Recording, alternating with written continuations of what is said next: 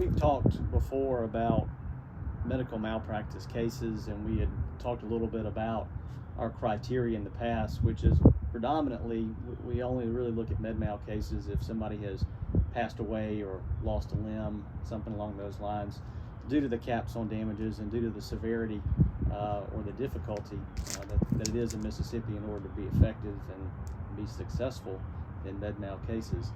But when you're looking at, say you have a doctor that's going to say that the other doctor or hospital or nursing home, whatever it is liable, and say you get it in front of a jury and you go and you try the case, are they still difficult cases to win at that point?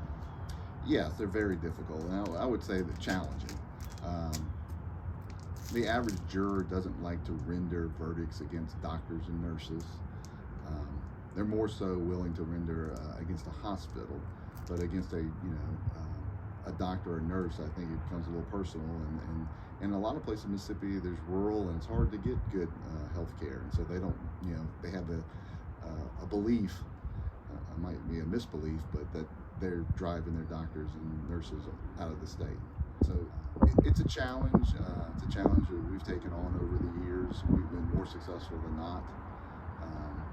But it's something that anyone going forward with that type of case must realize that it's that's what they're hard. They're hard, and there's no givens.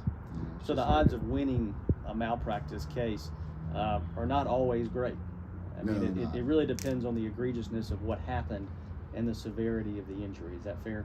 That's totally fair. And I mean, there's counties in Mississippi that's never rendered a jury verdict against a doctor or hospital in a malpractice case. That's kind of hard to grasp sometimes, but I mean, that's the reality that you're facing.